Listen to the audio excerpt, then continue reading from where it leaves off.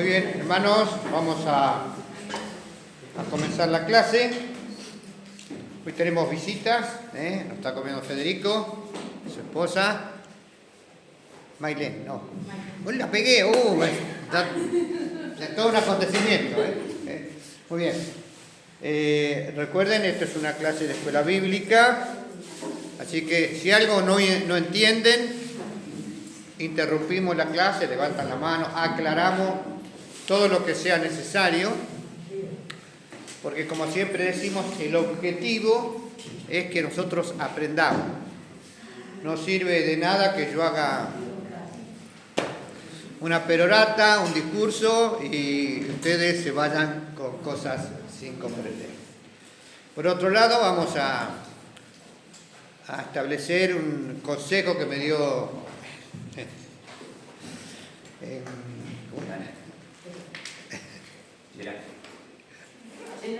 Chela, te iba a decir Mercedes. No, te iba a decir porque siempre me confundo, como son ahí familiares, siempre me confundo. Te iba a decir Mercedes, era Chela. Bueno, como dijo Chela, todos los domingos vamos a buscar un grupo distinto para que todos podamos orar al comienzo. Así que vamos a pedirle a Chela que en esta mañana nos dirija la oración.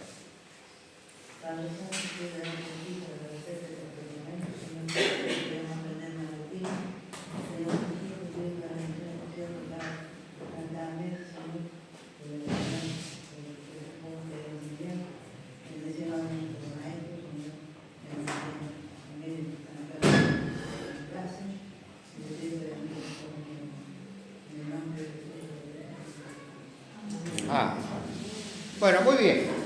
Continuando con el estudio, nosotros estamos viendo el ministerio público del Señor Jesucristo. El Señor Jesucristo, como todos sabemos, predicó durante ¿cuántos años? 3 años y medio, ¿no es así? Comenzando más o menos en noviembre, diciembre del 26, vamos, en noviembre del 26, ¿no? Y entonces hizo sus primeras acciones en la zona de Judea, ¿no? Ahí donde encontramos San Juan del capítulo 2 al capítulo 4, ¿no? En el capítulo 4, ¿qué historia tan conocida se encuentra? Jesús se acerca a un pozo y aparece una ¿quién? La mujer samaritana. Después que habla con la mujer samaritana, poneme mapa, ya que estamos acá, vamos a entrar en un mapa. Van a dejar de padecer mis planos de última generación, ¿no? Que necesitan mucha imaginación. Bueno, después que está con la mujer samaritana, ¿lo podés agrandar un poquito? Ya que estamos, aprovechemos hoy. Bueno. Entonces, eso está en el sur, ¿no? Bueno, déjalo ahí. No, al revés. Ahí no. Está por acá, más o menos, un poquito fuera del mapa, ¿no? Está el pozo de Jacob. Y Jesús ahí, después que directo comienza a subir y se va a ubicar en las regiones allá de Galilea.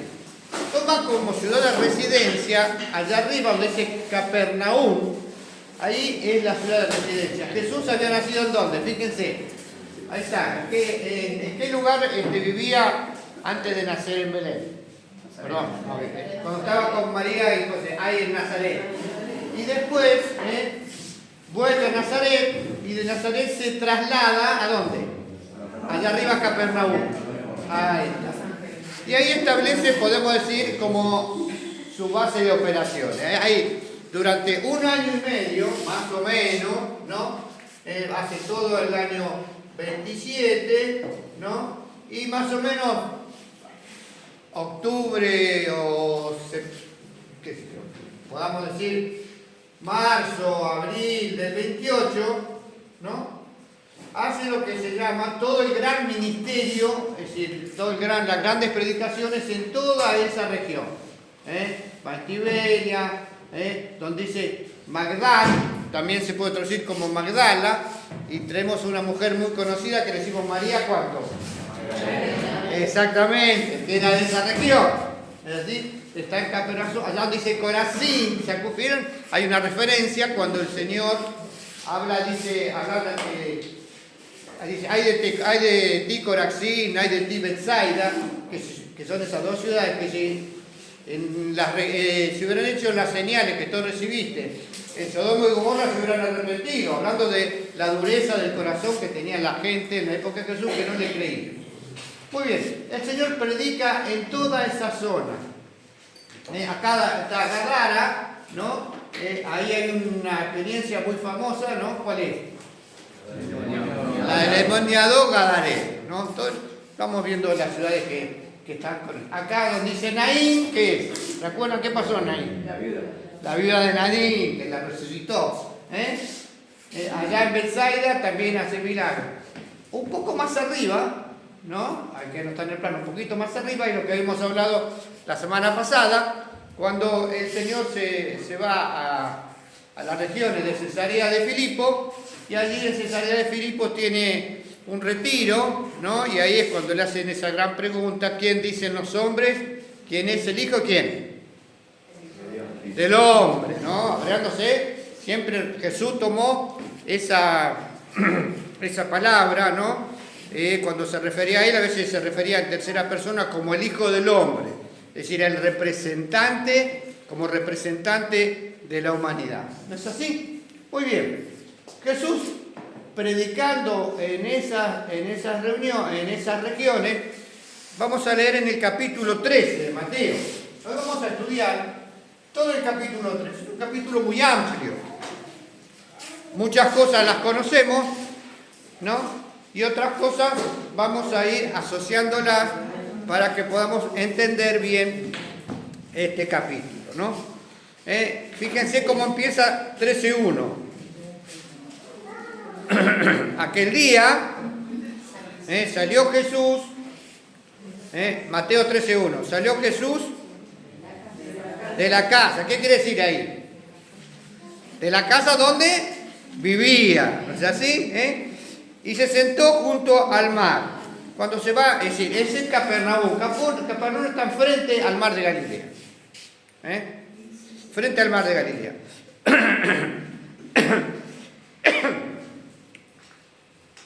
Y dice, y se juntó mucha gente, y entrando en la barca se sentó. Y toda la gente estaba sentada en la playa. Es muy interesante, yo estuve justo en ese lugar, ¿no es así? Y ustedes no se imaginan el silencio y la quietud que hay hoy. Imagínense esto hace 2000 años atrás. Era una zona muy tranquila, no hay ruido de ningún tipo, por eso el Señor, al alejarse un poquito de la playa, generalmente el viento viene desde el agua hacia la costa, la mayoría. ¿Vieron cuando vamos a Mar del Plata, a todo lugar, qué pasa? Te pones en la playa y no puedes tomar un mate porque todo se te llena de arena, ¿no es así? De tanto que hay tanto viento que viene. Entonces, si Jesús hablaba con el viento de espalda, lo podía escuchar mucha más gente. El capítulo 13, todo el capítulo 13, se llama el capítulo de las parábolas del reino. Las parábolas del reino. Muy bien. Y acá tenemos que hacer algunas aclaraciones de esto. La palabra parábola, ¿a qué se refiere? ¿Qué es una parábola? ¿Saben ustedes qué es una parábola? La comparación. Exactamente. La parábola es un relato cuasi real. ¿Qué quiere decir?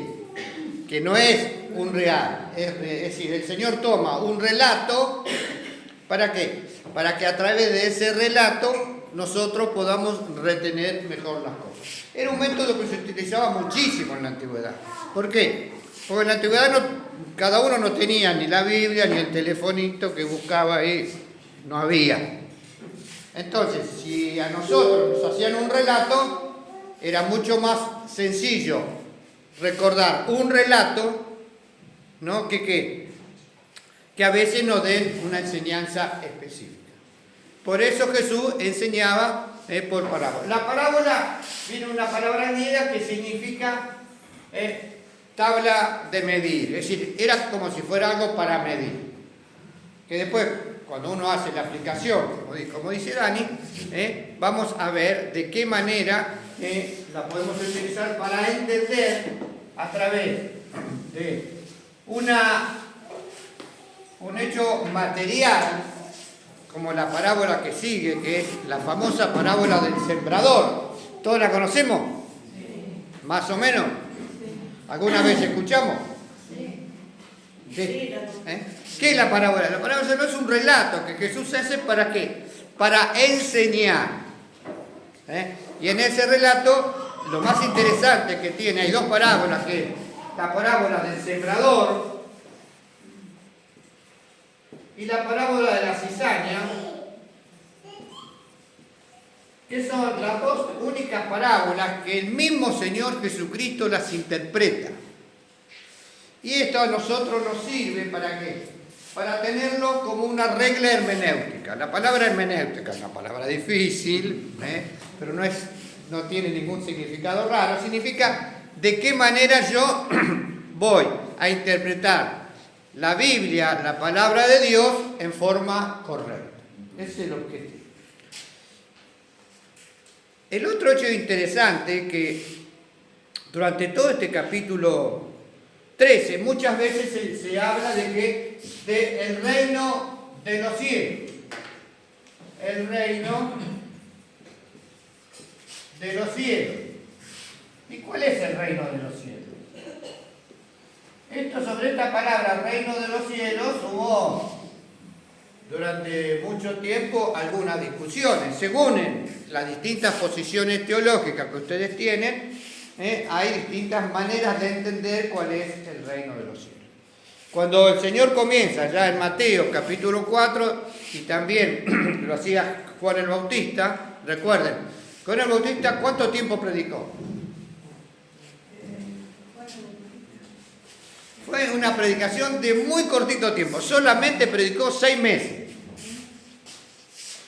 Y en esos 6 meses fue una predicación que impactó muchísimo, ¿no? Porque Juan el Bautista, que vivía en las afueras de Jerusalén, ¿no? Sobre el río Jordán, que estaba vestido, como dice la palabra, con las pieles de camello, ¿es así? Tenía una predicación muy terrible. ¿Cuál era? Arrepentidos, ¿qué? Que el reino de los cielos, ¿qué? Se ha acercado. Entonces, la primera frase que nos enseñamos nosotros en la anterior, que el reino de los cielos se acercó.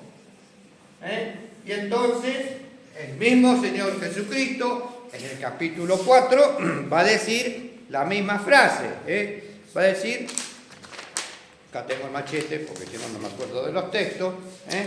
En el capítulo 4, el verso 17, no lo busquen, después aquellos que pues se animan a escuchar de vuelta lo que grabamos, ahí pueden buscar la referencia. El 4:17, Jesús dice exactamente lo mismo: arrepentido, que el reino de los cielos se ha acercado. ¿Qué queremos decir con esto?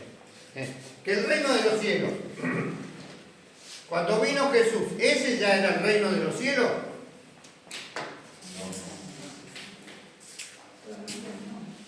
No, ¿por qué? Porque Jesús dice que se había, ¿qué? Acercado, pero que no estaba el reino de los cielos. Jesús muere y entonces pues aparecieron distintas interpretaciones. Entre las distintas interpretaciones está, por ejemplo, la de la Iglesia Católica. ¿Qué es lo que dice? Que ellos son, ¿qué cosa?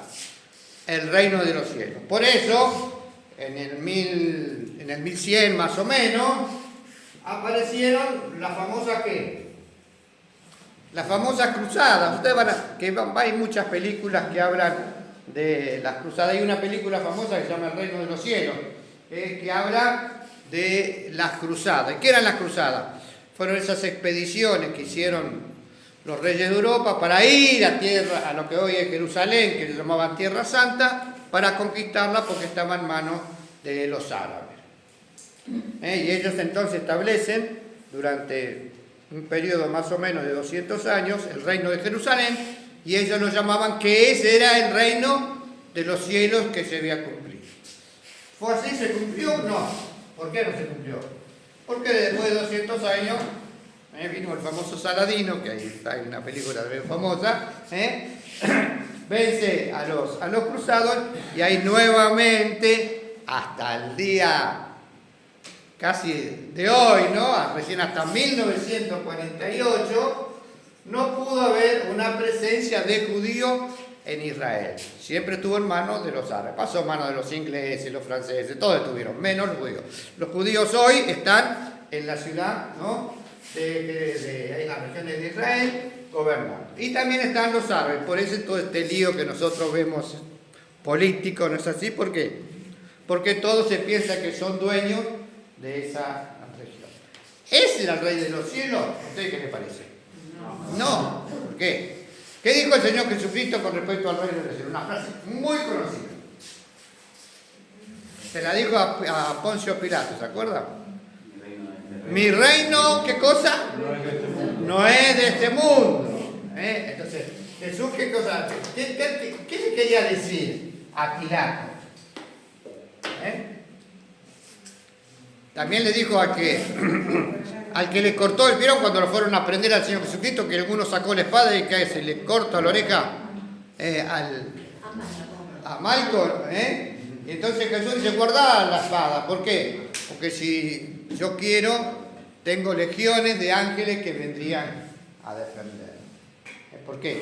Porque el reino de los cielos, ¿qué cosa? Se refiere a ¿qué? A la consumación de los tiempos.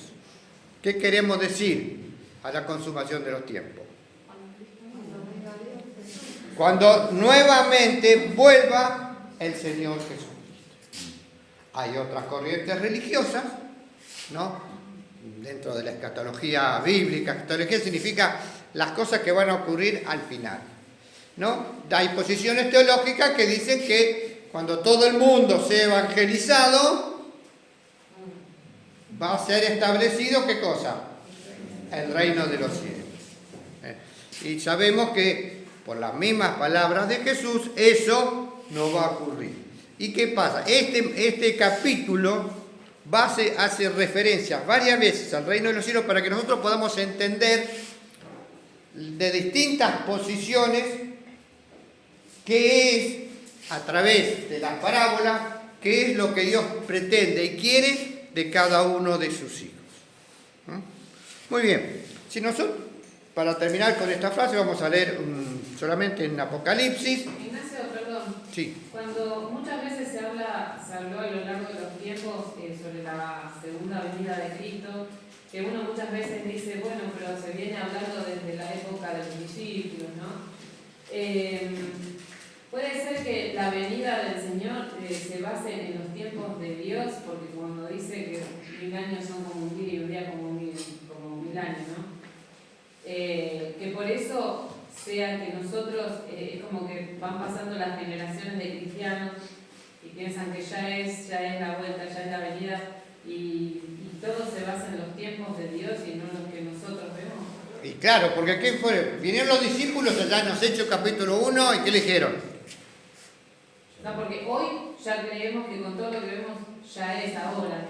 Mirá, pero sin embargo, yo desde que, miren, fíjense, se profetizó que el Señor Jesucristo venía, miren, fíjense a partir de qué época, es decir, en la evolución de la teología, ¿qué significa?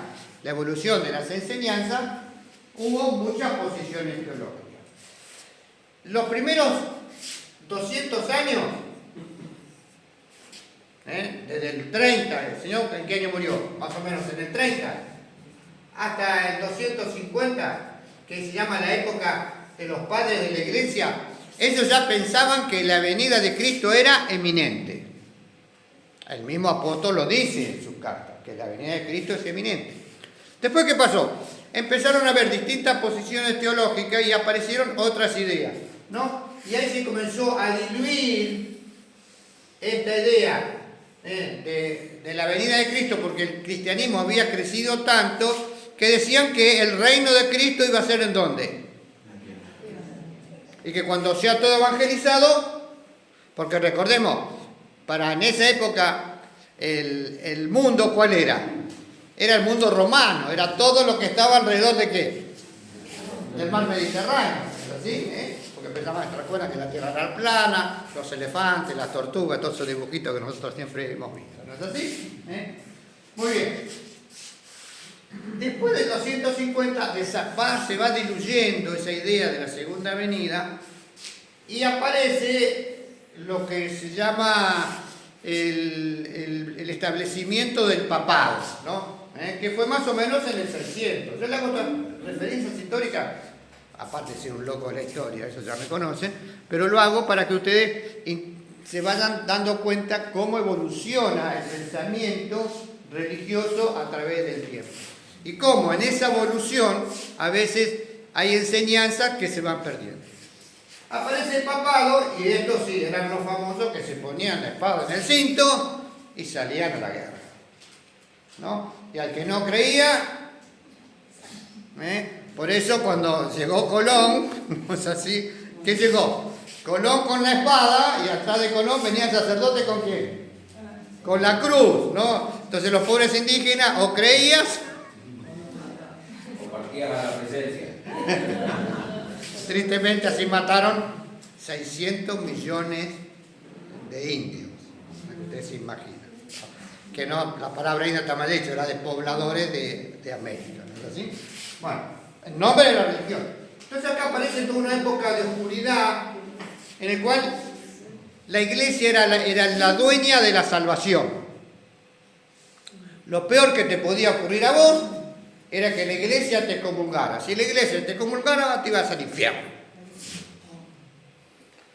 Entonces aparece ahí un hombre que se llamó ¿quién? Lutero, que estaba tan preocupado por su salvación, era un teólogo, un profesor de una universidad, y entonces estaba tan preocupado que leía y entonces se arrodillaba y rogaba y nunca encontraba paz. Entonces comenzó a leer el Nuevo Testamento y entonces encuentra la famosa fe que el justo, muy bien, el justo vivirá por la fe. Y entonces él establece, sí. ¿Pero no lo había leído de Habacuc eso? ¿O realmente lo leyó de Romanos? No, está en la Biblia, también está en el libro de Romanos. Okay. El justo vivirá por la fe, sí. Pero ¿qué pasa? Recuerden que para esa época la única manera de interpretar la Biblia era a través de la Iglesia Católica. El Papa decía que era lo que vos tenías que creer y que era lo que vos no tenías que creer. Porque estaba esa famosa frase de que cuando el Papa todavía está, no pensemos que no es así, aunque a veces se vistan de buenitos y sean todo así, todavía está que cuando ellos, hay una frase, entonces, cuando ellos hablan ex cátedra, es como si hablara Dios. Y entonces, en las famosas bulas papales, que ellos hablaban hacían todo tipo de dominio de la gente. Aparece, tenían que construir una gran iglesia, que era la iglesia de San Pedro, si ustedes van a Roma, y el Papa anterior, que era de la familia muy conocida de los Medici, León, cuando hizo, fíjense, yo hago toda esta historia porque ustedes vean lo terrible. Fue en el 1500, como en el 1510 más o menos, no me acuerdo bien, pero ahí. Hizo la fiesta de entronización como papa y se gastó toda la plata que había en la iglesia. Entonces, se gasta todo el dinero y había quedado la iglesia de San Pedro por la mitad. Y entonces dice, vamos a hacer una gran recaudación. Y entonces se trataron las indulgencias. ¿Qué eran las indulgencias? Te daban un papel que decía que cuando la moneda caía dentro de la alcancía, en el cielo te borraban los pecados. Ustedes se ríen. Y sigan temblando el chanchito, ¿no? Ustedes se ríen. Fue terrible eso. Porque decía que si tenías un familiar que estaba caminando al infierno, tu oración y tu donación Claro. Pero ¿qué es lo terrible? Que con esa venta de las indulgencias engañaron a toda Europa. Estaba Lutero en la ciudad, ¿no? Y entonces cuando vio eso y leyó la Biblia, se quebró el corazón. Y entonces dijo, esto hay que cambiarlo, esto no puede ser, sí. Que también por eso eran perseguidos los que querían leer la Biblia por sí mismos, ¿no? Eso después va a ocurrir. Sí, siempre, la Biblia no se podía leer. Claro.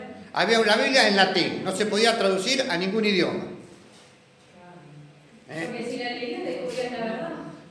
Sí, claro, sí. Vamos a ver que hay muchos, antes de 1500 hubo muchos movimientos, hubo muchos movimientos de tratar de cambiar. Los valdenses. Pero ¿qué pasaba? Los valdenses, los husitas y mucho más, ¿qué hacían? Los mataban. Ustedes se ríen. En la noche de San Bartolomé en Francia, mataron 70.000 cristianos en una noche. ¿Vieron la película que ustedes ven? Esa película moderna que hay ahora, que hay una noche que salen todos a matar. 12 horas para sobrevivir. ¿Cómo? Hay una que se llama 12 horas para sobrevivir y que se trata de eso. Perdón, me quedé en el camino. ¿Cómo? Que hay una peli que se trata que a partir de las 12... Todo Esa película. ¿Viste que salen todos a matar? En esa época pasó eso. El Papa dijo, hay que exterminar a los cristianos, porque en Francia estaban creciendo mucho. Y entonces salieron esa noche y mataron a 70.000. Para que ustedes vean la barbaridad. Y el Papa festejó tanto que mandó a hacer una moneda recordando eso. Yo cuento estas cosas para que nosotros veamos la verdad. Tristemente, la Iglesia Católica nunca pide perdón y se arrepiente de esas cosas. Para que ustedes vean. Sigue manteniendo la doctrina, por eso hay que tener cuidado. Muy bien.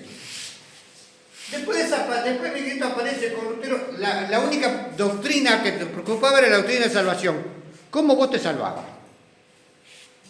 ¿Cómo vos te salvabas? Y entonces, los 200, desde el 1500 al 1700, apareció que la preocupación de lo más importante era la doctrina de salvación, y eso es lo que vos tenías que predicar.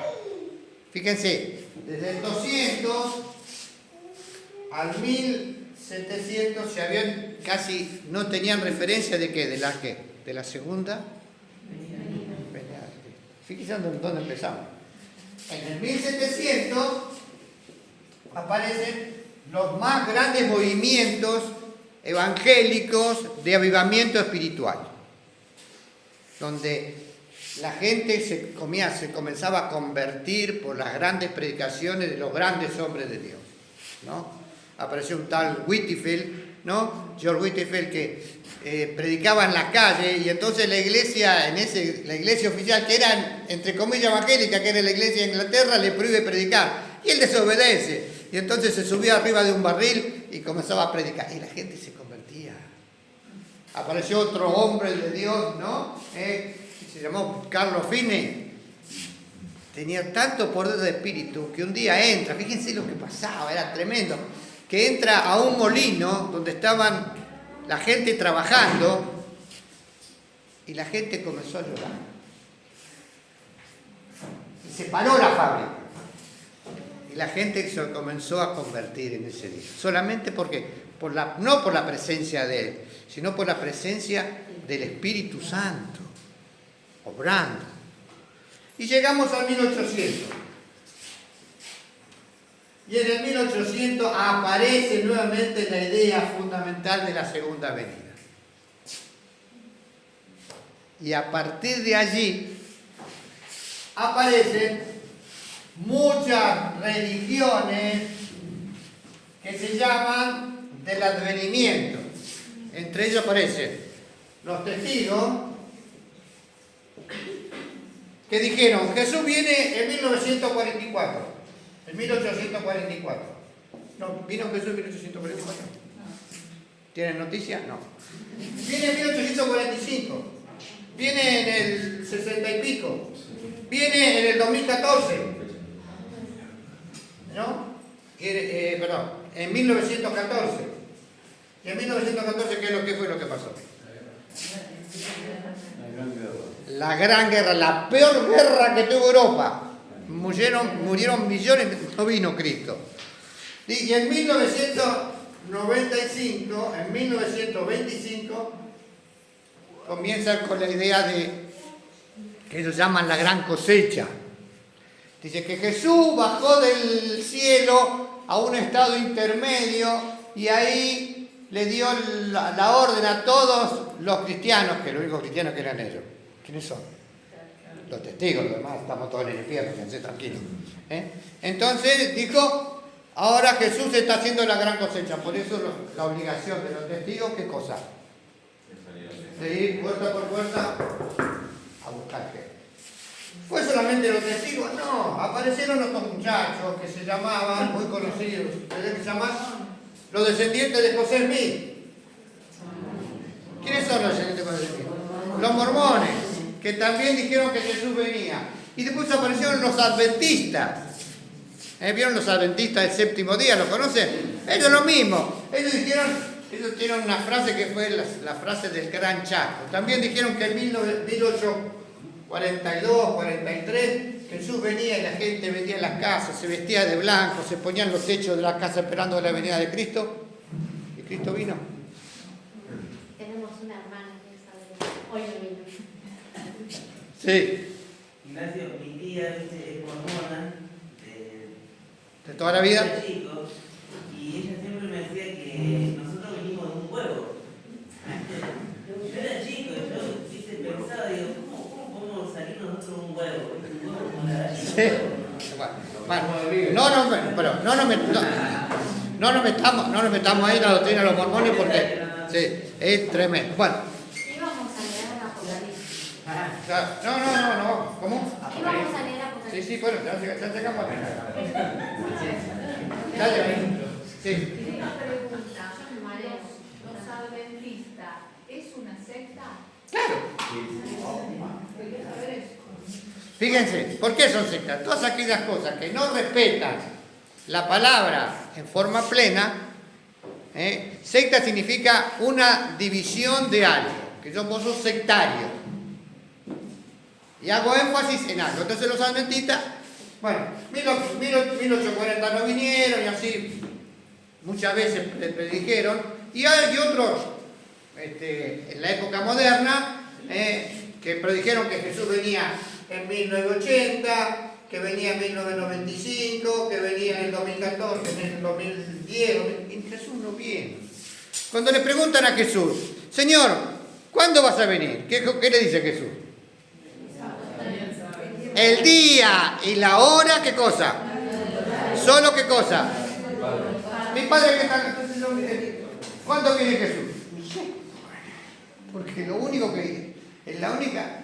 ¿Que hay señales? Sí, nosotros podemos escuchar Mateo 24, podemos analizar las señales, podemos leer el Apocalipsis, pero son señales de los últimos tiempos. ¿Cuándo será? No sé. ¿Que cada vez estamos más cerca? Sí. Pero nosotros no podemos decir que Jesús viene mañana. Muchos dicen que en el 2030, Sí. 2030 va a ser dicen que todo Pero fíjate, dice en el 2030, basándose en señales, y no puede ser eso. ¿Por qué? Porque eso no lo sabemos, hermano. Porque si no lo sabe el Hijo de Dios, ¿quiénes somos nosotros? Si no lo sabe, mismo Jesús dice. Sea revelado. Entonces, ¿qué pasó? Ahora damos vuelta, apretamos Red Wing en el grabador y vamos todo para atrás. ¿Dónde empezó todo esto? ¿Cuál es el reino de los cielos? Ahí empezamos toda la discusión. El reino de los cielos, el reino de los cielos es lo que dice en Apocalipsis capítulo 20. Y vamos a leer una frase, van a leer muchas cosas. El Apocalipsis, no nos vamos a enganchar con el Apocalipsis. Ya dimos una clase hace tiempo atrás, si alguno la quiere, está en alguna grabada, la pueden buscar. Como ahora pasó el aviso, en mi canal.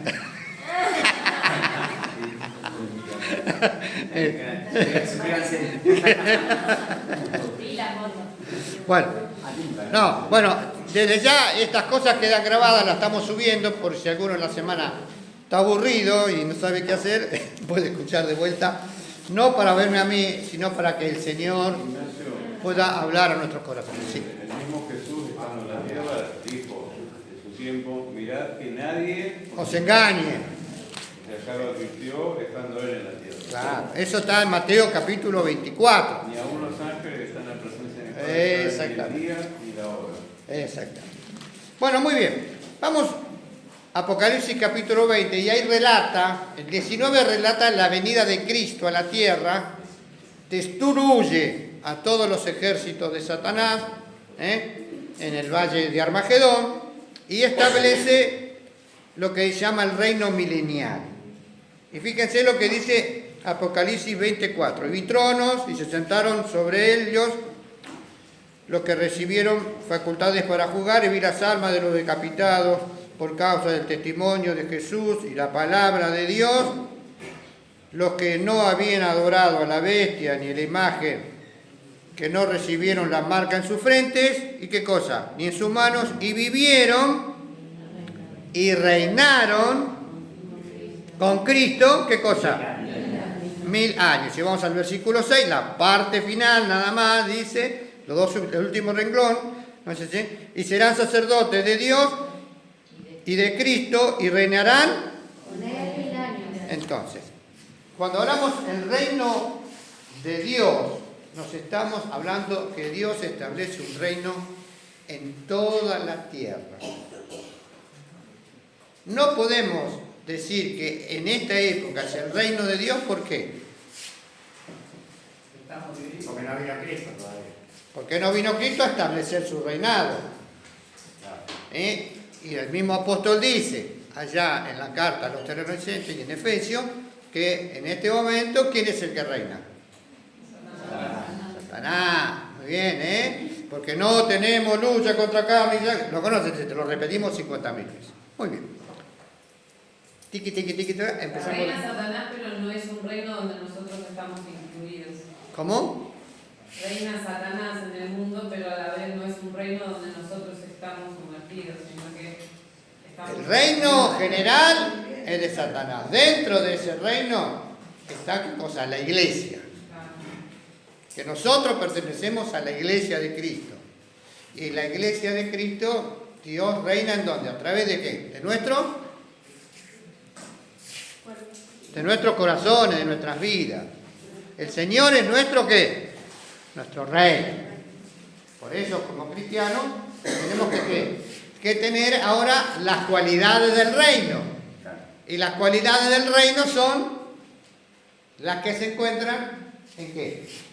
En Mateo capítulo 3. Por eso es que nosotros no tenemos lucha contra sangre ni carne, sino contra las huestes, ¿no? Claro, eso es lo que decía allá en Efesios. Muy bien. Acá vamos a hablar, entonces, cada vez que dice el reino de los cielos, se está refiriendo a los ciudadanos de ese reino. Los ciudadanos de ese reino, ¿quiénes son? Los ciudadanos del reino de los cielos. ¿Quiénes son? Nosotros. Porque nosotros dejamos, cuando confiamos en Cristo y ponemos la fe en Él, dejamos de pertenecer a este mundo y pertenecemos ¿a dónde? Al reino futuro. Fuimos comprados no con oro ni con plata. Pertenecemos. Entonces, ahora, el capítulo 13 va a hablar de qué? De las características de ese reino. Entonces, ahora se aceleramos. Después, si no terminamos la semana que viene. Pero no sabemos. Yo hago esa introducción demasiado larga, disculpen. Muy bien. El capítulo 13 habla de varias cosas. Primero habla de qué? De la parábola más famosa. ¿Quién es? Del sembrador. Muy bien. ¿Qué es la parábola del sembrador? Todos la sabemos, ¿no? El que sale a sembrar, ¿qué dice? Tiró la semilla y ¿qué pasó? Cayó en 4 lugares. El camino, la piedra, las espinas y la buena tierra. Entonces, eso lo relata en el capítulo 13, a partir del versículo 3, y les habló muchas cosas. ¿Por qué cosa? Cuando dice muchas cosas, ¿qué es lo que está diciendo el escritor? Que de las muchas cosas va ¿qué? ¿Qué cosa? Va algunas, no va a contar todo. Porque no entra todo. Exactamente, es mucho. Entonces, va a contar algunas. De eso el Espíritu les lleva a que seleccione algo. Y entonces, he aquí, el sembrador salió a sembrar. Y antiguamente no había ni cosechadora, ni sembradora, ni nada por el estilo. Entonces, la gente, ¿cómo sembraba? Revoleaba la semilla, ¿no? Y hay semillas que caían, si estaba el surco cerca del camino, algunas semillas caían ¿en dónde? En el camino, otra en las espinas, otra entre las piedras y otra en la buena tierra. Y entonces, desde el versículo 4 al versículo 9, al versículo 8, habla de los 4 lugares, qué es lo que pasa en los 4 lugares. El que cae junto al camino, ¿qué pasa? ¿Cómo es la tierra del camino? Dura. Entonces la semilla, ¿qué pasó? Queda en la superficie. Quedó en la superficie y ¿qué pasó enseguida? Vinieron, se comieron las semillas. Muy bien. Después cae. Está bien, ahí está. Y después aquella que cae, y entonces, fíjense, acá ahora a partir del versículo, esperen que, a partir del versículo 18, porque vienen los discípulos y dicen, Señor, ¿qué es lo que hiciste decir con la parábola esa? Con ese relato. Ellos conocían bien el relato. ¿Por qué? Porque estaban acostumbrados a ver a la persona. Era fácil de recordar. ¿Qué es lo que quisiste decir? Y entonces Jesús ahora hace la interpretación y te da las normas para interpretar a futuro. Cada vez que uno quiere interpretar la Biblia, tiene que buscar esa analogía. ¿Qué es una analogía? Ante un hecho figurado, le vamos a asignar a ese hecho figurado distintas condiciones o cualidades espirituales. En esa característica dice, oí pues vosotros ahora la parábola del sembrador. Cuando alguno oye la palabra del reino y no la entiende, versículo 19. Viene el malo y la arrebata lo que fue sembrado, ¿qué cosa? Fíjense, acá, ¿por qué la semilla no brota? ¿La semilla qué es? La palabra de Dios. De diferente manera, a través de la escritura, a través de un mensaje leído, a través de un mensajito de WhatsApp, que nosotros utilicemos. Pero no la entendemos. ¿Cómo? Pero no la entendemos por ahí. ¿No la entendemos? La pregunta es esa, fíjense. Bueno, no se entiende. Ahí, ¿qué es lo que dice? Que el corazón, ¿que cómo está? No permite que la palabra penetre. Es aquella persona que dice, no me interesa, no me gusta, no me entiendo para nada, no sé para qué. Entonces, la palabra le llega. Por eso dice, recuerden, San Juan 1:9. ¿Qué es lo que dice San Juan? Que Jesús alumbra ¿a quién? A todo hombre que viene ¿a qué? A este mundo. Si toda la humanidad en una etapa de su historia o de su vida tiene la posibilidad, y hoy más que nunca, ¿de qué? De escuchar la voz de Dios. ¿Depende de Dios que se salve? Depende de Él que esté dispuesto a qué? A aceptarlo. No nos vamos a meter en el lío de la predestinación. Entonces, quédense tranquilos. Después para otra clase. Entonces, la palabra, por la dureza del corazón de esa persona está rechazando ¿qué cosa? El mensaje de Dios. Después está el otro. El que fue sembrado ¿en qué? Entre pedregal. Y entonces explica, ¿qué son las piedras? Acá dice, versículo 26, fíjense el del 20, fíjense cómo aclara muy bien. 20, perdón. Aflicción y persecución. El que fue sembrado entre pedregal, este es el que oye la palabra Y al momento la recibe con gozo. ¡Ah, qué linda predicación! Me voy a mi casa. Entonces me quedo contento en mi casa porque recibí. Pero al otro día viene, ¿qué cosa? La mala noticia. Te quedaste sin trabajo. Te enfermaste. Te robaron. ¿Y entonces qué pasa? ¿Y para qué voy a la iglesia? Al final, Dios me tiene que cuidar, me tiene que amparar y me pasan todas las desgracias. Y entonces el pedregal es aquello que no deja que las dificultades, la palabra se tome una raíz profunda en la vida. ¿Y entonces qué pasa? Y deja de venir. O deja así. ¿Conocemos gente así? Sí, hay mucha. Hay mucha que no viene a la iglesia. No voy a la iglesia porque no me saludan. No voy a la iglesia porque uno me saludó y me dio vuelta la cara. No voy a la iglesia porque... Y le echamos siempre la culpa a los demás. ¿Qué tiene que ver que alguien no te saluda en la iglesia? No estamos hablando del que no te saluda, ese es el problema de él. Se arreglará algo con el Señor, no sé. O que, no sé, que te haga algo, que te ofenda, no sé. Con que la palabra permita en tu corazón. La palabra viene para transformarme a mí, no para... Cuando vieron que a veces a uno le reclama, vieron la maestra te reclamaba, che, ¿por qué te portaste mal? Ah, pero no le decís nada a Juancito que también se lo... Le echamos qué cosa, la culpa, lo fijamos en el otro. Señor, ¿qué es lo que está diciendo? Fíjate en vos. Y entonces, después en la otra, que cayó en dónde? Entre las espinas, dice las espinas ahogadas. Fíjese, la piedra, fíjese, es la que interrumpe. Ahora, la espina es la que te ahoga. ¿Y qué es lo que te ahoga? La preocupación. Hay mucho trabajo, mis hijos, mis dificultades, ¿o qué? O que me enriquecé mucho, dice. Tengo tanta riqueza. Yo siempre cuento una historia muy conocida. 2 minutos se la cuento. Yo conocí una familia, ¿no?, que siempre estaban más o menos, y un día le va bien y se compran un auto que en esa época era el Dodge GTX, para los que son muy viejos, como yo, no sé si lo conocían, era el famoso auto que utilizaban en una serie, los Duques de Hazzard. Ese auto, claro. Entonces, ese auto monstruoso que tenía una potencia, un V8, ¿qué pasó? Después que tuvieron eso, dejaron de venir a la iglesia. Porque el domingo a la mañana, si tomaban el auto, se iban hasta Mar del Plata a almorzar y venían a la tarde. Las riquezas, ¿qué pasó? Le hicieron perder la visión de ¿qué?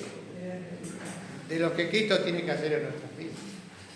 Y luego dice, la tierra cae en ¿qué cosa? En buena tierra. Y acá hay una cosa muy interesante. ¿Qué es la buena tierra? Aquellos que como nosotros un día se nos predicó a Cristo y ¿qué hicimos?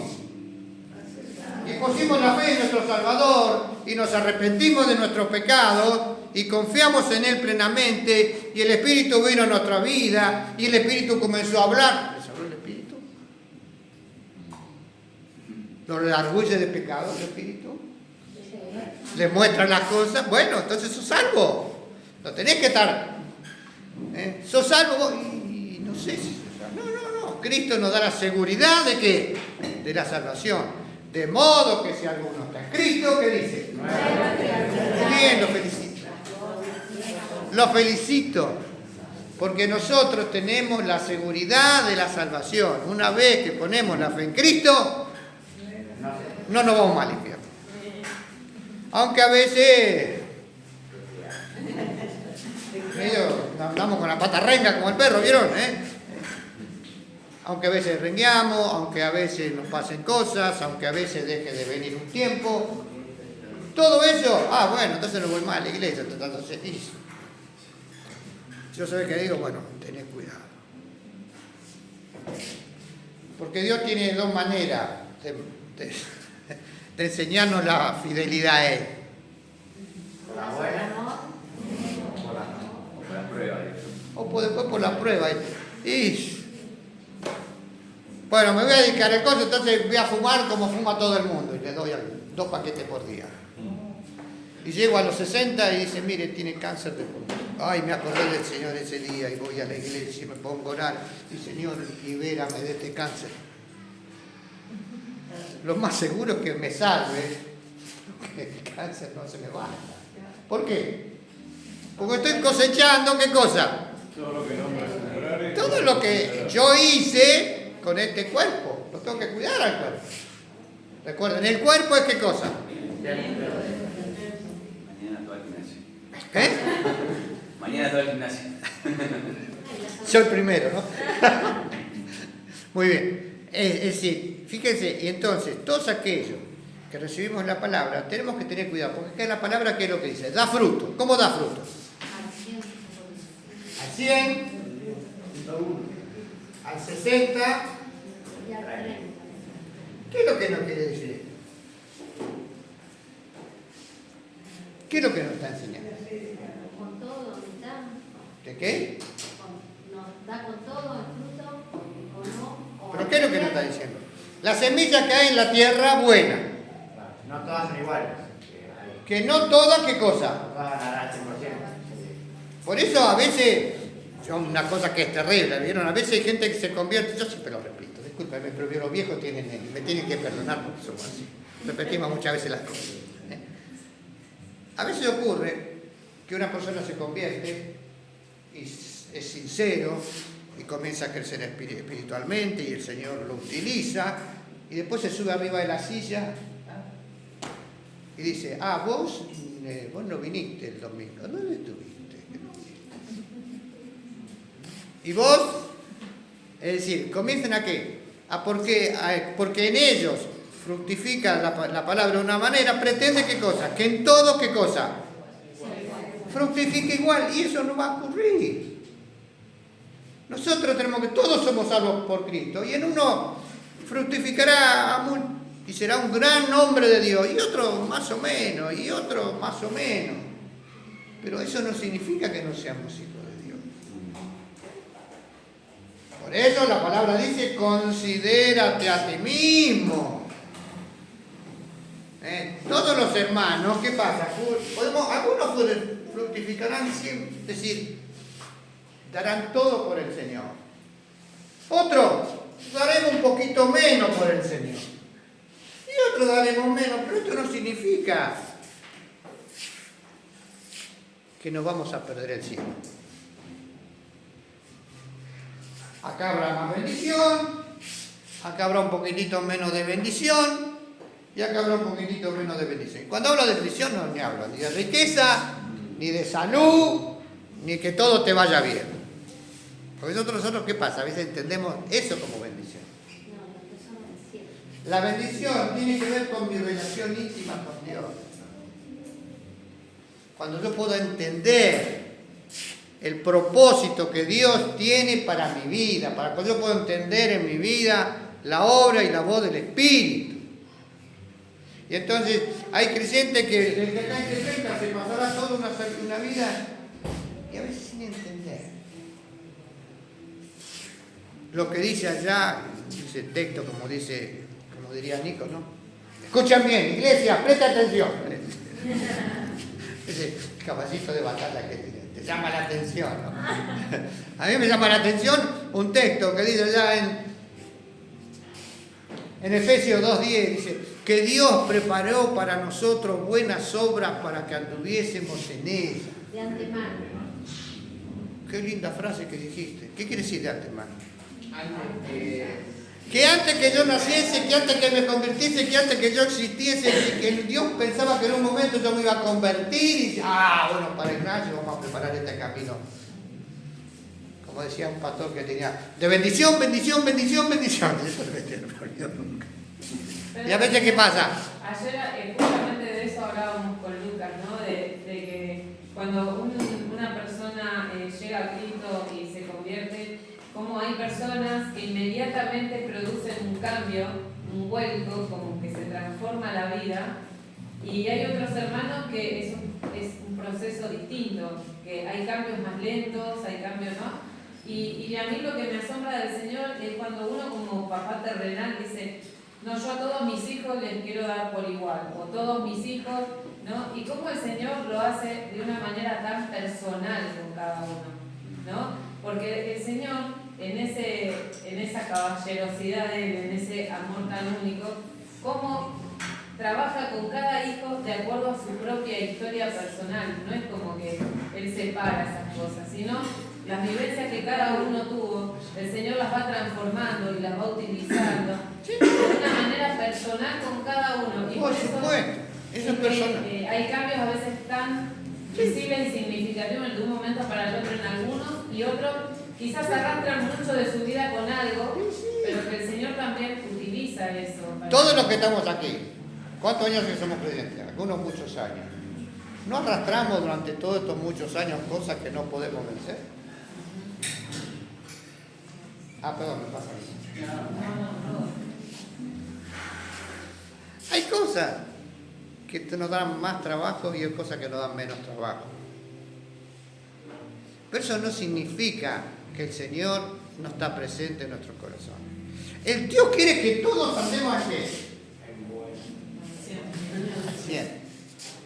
Pero a veces no andamos así, andamos al 30. ¿Y qué haces? No, vos no andás al 30, chao. Con vos te pongo a tener el último banco.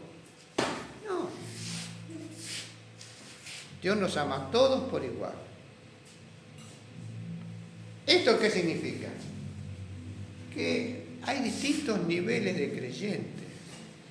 Y no por eso no somos hijos de Dios.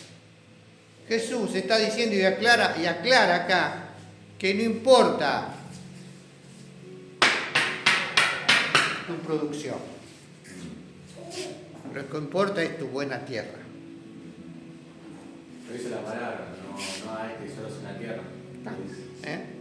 Ignacio, yo tengo una duda con respecto a las obras, porque escucho muchas veces, o sea, sé que por nuestras obras nosotros no somos salvos, pero a su vez siempre se escucha que con respecto a nuestras obras van a repercutir en la eternidad. A veces dicen que depende cuánto hagas, vas a estar mejor en el cielo, o como diferentes escalas o cosas así. Así yo me voy a quedar todos los días en la esquina para pasar a la abuelita. Esas son las buenas obras. A eso se refiere, miren. Cuando vos haces algo, tenés que decir, la palabra dice, siervo inútil soy, porque hice solamente lo que tenía que hacer. Los premios que vos te referís, que está la corona de la vida, la corona de la salvación, esos premios que Dios te va a dar, tienen que ver de qué manera vos evangelizaste, o vos le diste de comer a una persona, pero si vos la hacés en el tome y traiga, está muerta, no vas a recibir nada. ¿Vieron? Aquellos que dicen, tenemos que sembrar para Cristo, para que Dios te dé 100 a 1, así que tenés que poner 10 y Dios te va a devolver 1000. Bueno, pongo 10 porque sí, así. ¿Esa ofrenda va a funcionar? Esa ofrenda funciona solamente para que el pastor se compre el jet privado, como ocurre en otros países. Acá no, por supuesto. Su carta dice que la fe sin obra es muerta. O sea, Claro. Tenemos fe, pero no tenemos obra. Pero vamos a aclarar ahora ella. Esto no significa que yo no muestre un cambio. Cuando yo me convierto, muestro un cambio. Y en el cambio aparecen las nuevas actitudes. ¿Cuál es? Amar a tu prójimo como a ti mismo. La flauta, ¿eh? Es bravo, ¿eh? No. Es decir, que el Señor habla del cambio interior. Y el cambio interior después se traduce en ¿qué cosa? En tus acciones. Por eso habla de fruto del Espíritu. Es decir, no es una cualidad mía. Yo humanamente soy incapaz de amar al que no me ama. Pero cuando viene Cristo, Él va a generar el cambio. para amar a aquel a que no se lo merece. Como Cristo me amó a mí. Imagínate si Cristo me hubiese, acá, yo siempre pienso en mí, ¿no? Digo, mirá si Cristo me hubiese amado y me diese de acuerdo a lo que yo le doy. O sea, donde estaría en el séptimo nivel del infierno de Dante. Después de un día... Claro, ustedes lean el infierno de Dante, habla de todos los niveles que tiene el infierno. Después de un día que estén aburridos, lean un resumen de la inteligencia artificial. Les va a servir, no para creer lo que dice Dante, sino para entender lo que es el ser humano. Entonces, fíjate, Cristo, ahora, ya se fue Mariano, me está diciendo que tengo que terminar. Bueno, fíjense, nosotros solamente hoy, ahora, la podemos saber, el domingo que viene prometo no hacer tanto introducción, ver las otras parábolas. Hay 6 parábolas más. Pero qué interesante ver que esta parábola Jesús la interpreta para enseñarnos a nosotros de qué manera tenemos que interpretar sus enseñanzas para nuestra vida. Que nosotros estemos incluidos aquí, hermanos. Gracias a Dios porque estamos aquí. Que le pidamos dar al Señor, dar el 100%, sí. Pero si doy el 60%, que esto no se transforme en una angustia espiritual. Y si doy el 30%, tampoco. ¿Por qué? Porque estoy en un camino hacia la perfección. Ya termino, ya dije, ya quisiera. Gracias, Marianito. ¿Qué es lo que estamos diciendo? No importa, porque nosotros estamos en el camino a Él. Y el Señor nos bendice. Recuerden siempre, ¿dónde envía bendición el Señor? Cuando está la iglesia reunida. Ustedes por estar acá no recibieron la bendición por escucharme a mí, quédense tranquilos, porque yo soy uno más de ustedes, las mismas necesidades que ustedes. Estamos aquí porque Dios envía su bendición a su casa. Y dice el Salmo 133, ¿qué cosa? Cuán hermoso es habitar las iglesias igualmente, porque allí envía Dios bendición y qué cosa. Y hoy el Señor nos ha bendecido, no por escucharnos y recuerden siempre, yo soy el último orejón del trato. Nosotros somos bendecidos cuando entendemos que somos la buena tierra. Y gracias a Dios, porque en un momento de nuestra vida hemos puesto la fe en Él. Y esa fe ahora tiene que fructificar todos los días de mi vida, para estar más cerca de Él, para que el Espíritu nos hable más, para que el Espíritu nos acompañe en nuestras necesidades todos los días. Recuerden, la fe no es solamente para el domingo de la mañana, es para todos los días. Para momentos, cuando me levanto, cuando me acuesto, cuando salgo. Yo tengo que escuchar la voz de Dios. Y eso nos va a fortalecer y eso va a hacer que fructifique. Muy bien. Que el Señor nos bendiga. Seguimos el domingo que viene y no se pierdan porque viene lo mejor.